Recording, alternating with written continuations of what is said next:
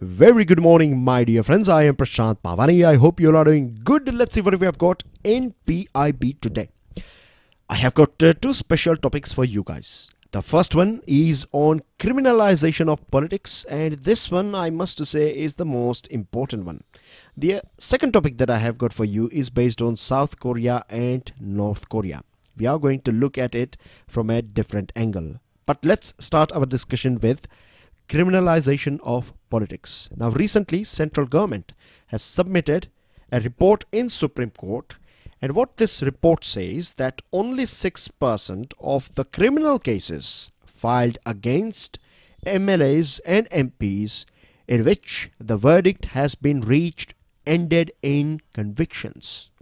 So that means only 6% of these politicians against whom some sort of criminal cases are going on. Pay attention here, we are not talking about civil cases. We are talking about heinous and criminal cases that are filed against our so-called representatives of people, and we have total 3,884 cases, total cases that are against our politicians. I'm not counting all those cases where you know that something bad has been conducted or executed by these politicians, but because they have this extra power and influence over police, cases are not registered. So you can easily imagine a situation in our country that this figure can easily cross 5,000, right? Easily. This is being very, you can say, very liberal here. You can say, or very soft here. We are saying 5,000. I can bet you it can cross 8,000. But anyways, we are not here to assume things. We are here to understand things and facts that are there in front of us. So now this total of 3,884 cases are filed against our MLAs and MPs, and we have only 38 cases where we find our MLAs or MPs, you know, one of them or a couple of them have gone through this sort of, they are proved guilty. So you can imagine it's 6% or less than that as well. The other thing is, as far as acquitting this politicians or representatives of people are concerned, 560 cases, these politicians are acquitted. So we can deduce two things out of it. The first one is that either most of the cases are politically motivated, and this is something that we cannot reject.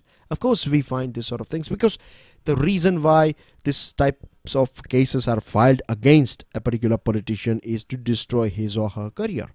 How you destroy it? Because if you are convicted for something that is, you know, if it is 2 years plus, let's say for example, if you get a sort of a punishment that is more severe than 2 years, then for 6 years you are banned from contesting polls. So technically speaking, for 2 years or for more than that time, you will be out of you will be technically speaking in jail, and when you come back you will have a ban of 6 years. So we are roughly speaking talking about 8 years, isn't it? 8 years or more than that. So your career will be over. No party would like to, you know, a person who is proved guilty and who has gone through, of course, once a person has gone through this whole punishment, he is as clean as you and I, but then as well, you know, that memory will stay with the public and they will not vote for that person anyways. So one thing that we can make out of this number of cases is many of them or most cases are politically motivated, and we cannot ignore this thing.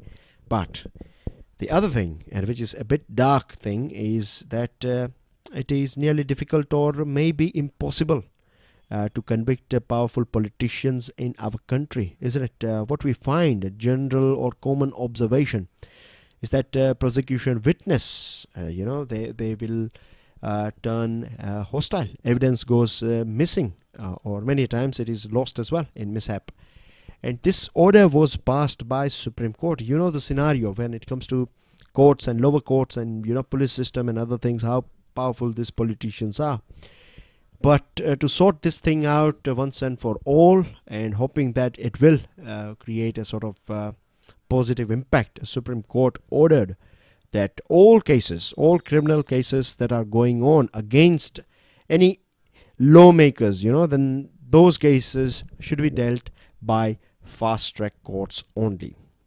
And what we find, that verdict, as far as verdict is concerned, only 15% of cases have reached to this verdict, that is the final stage. Rest of the cases, you can imagine, they are, just like they are never going to end. They will keep on going and on, and it will take ages for us to prove whether that person was right or wrong. It damages everything, it damages the whole democracy, judicial system and everything. But the thing is, the deadline of this setting up fast track court was March 2018, and where we are at present, we are in September 2018. So 6 months, has already passed of this deadline, and what we find is that only 10 states have set up 12 fast track courts. Only 10 states. What are rest of the states and union territories doing? Only Lord knows what they are doing now, and there are only 1,233 cases are transferred to this special court. So nearly 2/3 of cases are still, with the regular courts. One of the main reason for delay is, weakness in judiciary itself. When I say weakness, I'm talking about lack of personnel. You find there are huge vacancies as far as our courts are concerned. Take example of Supreme Court itself. Out of total 31 strength, you can have maximum 31 judges in Supreme Court, but even today we find 6 vacancies are there. If we talk about our 24 high courts, we have 427 vacancies out of total strength. That should be maximum. We can have 1,079 high court judges. Lower courts, 5,500 plus vacancies are there. And apart from that, when it comes to other resources, courts are a bit skinny when it comes to other resources. So I believe we understand this thing, that politicians or lawmakers, right, they impact each and everything that we do in our life, right? May it be good school or giving license to a school is concerned, or what type of policy will come out, what type of internet we will use, what are the things that will be allowed in country or not, and I can go on and on. So many things are there, and this is the reason why politicians are considered very powerful, because when they are together, when they take a decision, that decision will impact each and every person of our country. But when you have dirty, tainted politicians, right, entering into this public life and getting powerful and working for vested interest and things like that, then this is basically, you can say, murder of democracy. And if we want to get rid of it, it's not that many people say that it's impossible to change the system. No, it's not impossible. It is possible. But it is possible when we will have that consciousness of people at a certain level. At present, things are, you can say, people are not that conscious at present, but a time will come. It takes time, it takes time. The more education people will have, and education is not just about reading and writing, it's about comprehending and observing and analyzing things, the understanding that what are the things that are going on in other countries, what democracy is all about. Putting this idea of me first, right? Keeping this me first in the back bench and we first in the first bench. When we will have this sort of things, people will stop voting for this dirty politicians and dirty political parties. And this is the only way we can clean our system. With this, dear friends, let me tell you that we have got our pen drive and tablet courses ready for you guys, and up to 50% discount is available till 23rd September. So make the most out of it. These are the 2 places from where you can get in touch with me, as well as you can download the PDF of today's discussion. Second topic that I have for you guys is North Korea and South Korea. Now, very quickly, let me tell you that this whole region should be there, right, printed, or you should take a picture of this particular region with your mind's camera, right? I'm not talking about your mobile phone camera, your mind's camera, because there are high chances that they can ask you a question based on geographical location of this region. You can see here 2 countries, right? South Korea and North Korea. Together they are known as Korean Peninsula. You can see North Korea is sharing its border with China, a small border with Russia. Then they are surrounded by water from 3 different sides. That's why we use this word called peninsula. Japan is not far from there. A border is also known as 38th parallel. Capital is Seoul. In the north side, of course, you have Pyongyang. And observe, right, this portion here, this region here and this region here. I hope you can see my laser beam. So this region, give me the name of this region. What is the name of this sea here and what is the name of this sea here? This is a question for you guys. And of course, open your atlas and find out other details as well. Now, very quickly, let me tell you that why we are discussing North Korea and South Korea. Because we know that leaders of both the countries, they had a meeting with each other. And from last few months, what we are seeing is drastic change. It's unbelievable the way things are going on, unbelievably positive things are taking place in this part of the world. If you were following current affairs back in 2017, then there were predictions that in 2018 there will be a nuclear war in Korean Peninsula, but things are controlled and it looks everything is good. So far so good, touch wood. Let's hope that this region becomes denuclearized and we find peace in this region. We don't want to see North Korea and South Korea and USA and North Korea fighting with each other. It's not going to be beneficial for anyone, isn't it?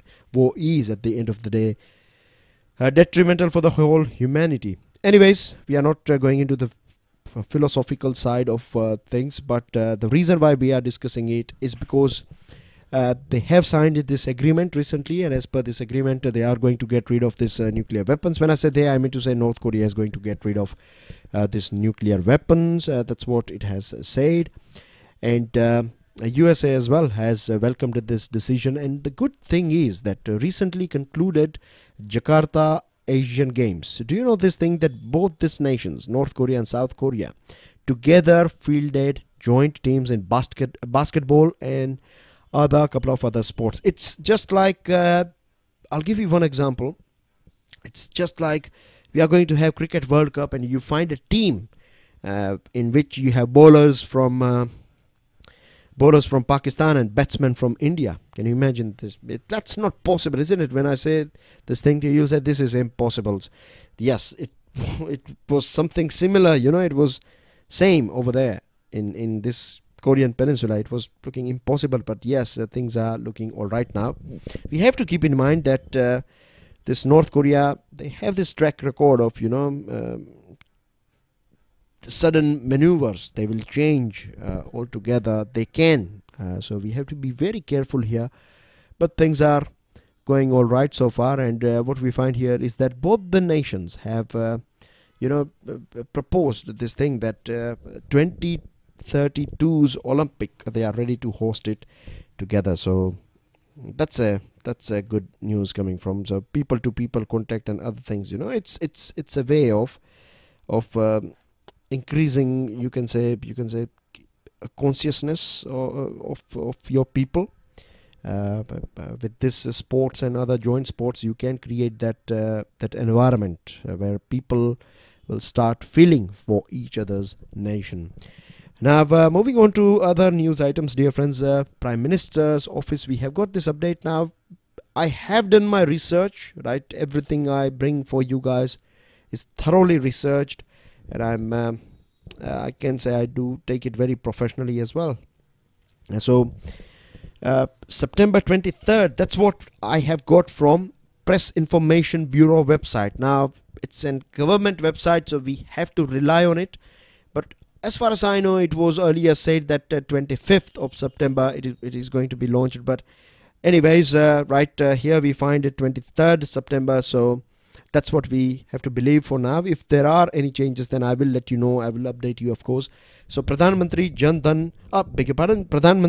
Arogya Yojana, that is PMJ, and this will be launched from Ranchi, right? Prime Minister will be there on 23rd, and that is on Monday, isn't it? And not Monday, that's Sunday, I guess. Yes, that's 23rd is Sunday. So this is the thing. It will be launched, and we have talked about it many a times. It's about providing insurance.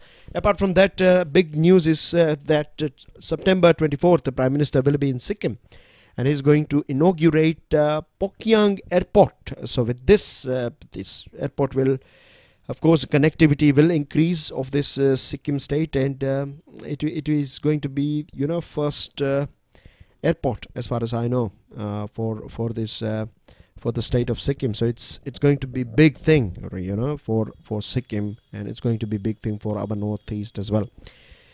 Vice President has advised doctors, to never to get never satisfied with status quo.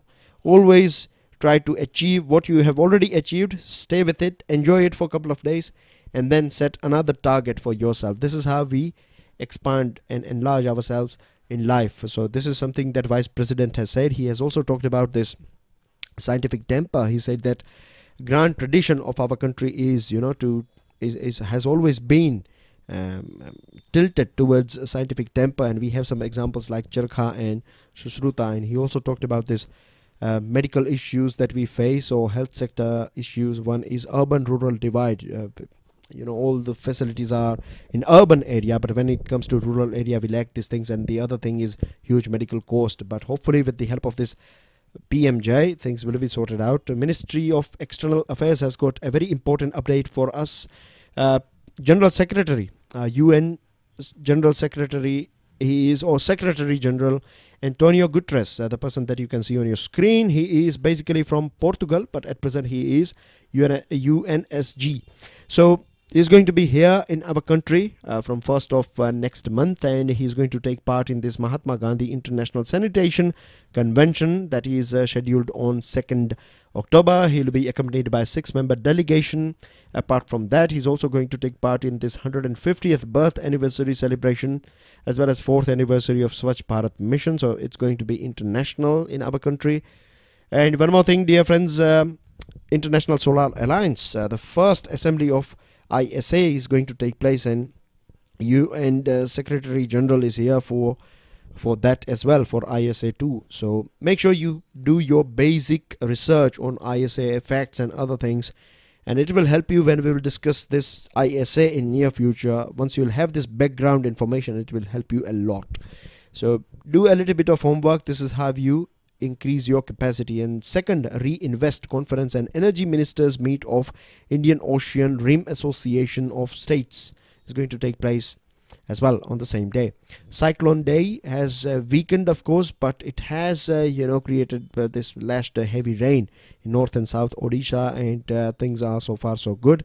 No casualties have been reported so far. God bless them all. And we have a very important, beautiful picture on your screen, right? These flowers that you are, on this slope of mountain.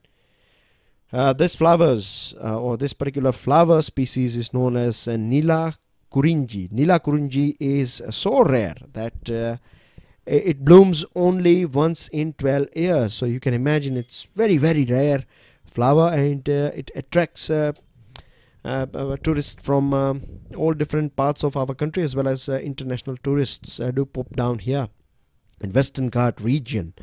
And one more thing, you find this type of questions in your prelims examination. So make sure that you find this Anila Kurinji is native to Western Ghat. It is a major attraction of foreign and native tourists. And Kerala is celebrating this 2018. Tamil Nadu government has also welcomed tourists, and it is this Kerala and other states are also celebrating this 2018 as year of Anila Kurinji bloom. With this, dear friends, Home Ministry has clarified this thing, that no SPOs, that is special police officers, are the special recruitment that is conducted by Jammu and Kashmir Police, this people, no one has gave their resignation. This SPOs, they are working. This is just a sort of rumor. This has been clarified by Home Ministry. And the Ministry of External Affairs, a big news is coming out that we have cancelled this meeting that was going to take place bilateral meeting between foreign ministers of both India and Pakistan on the sidelines of United Nations General Assembly. And the reason which we have given, the first one is recent murders by Pakistani elements, and the second, recent murders of Indian soldiers and Indian people by Pakistani elements. And the second one is this stamp that they have issued. You have Burhan Wani and other people's face on these stamps. So these are the two things that we are not happy with, and this is the reason why we have cancelled it. And international news, you have this country called Tanzania in Africa. It's a country that is sharing its border with Indian Ocean as well. Capital is Dodoma. Dar es Salaam is a bigger city, one of the second biggest, or I think the biggest city of this country here. But the most important thing here is that, or the why it is in news, is because nearly 136 people have died in a boat that capsized in this Lake Victoria. The capacity was 100, but there were more than 400 on board. So this is a very sad thing, and that's everything, dear friends, in today's discussion. I will see you all soon tomorrow. Till then, enjoy your studies. God bless you all. Jai Hind.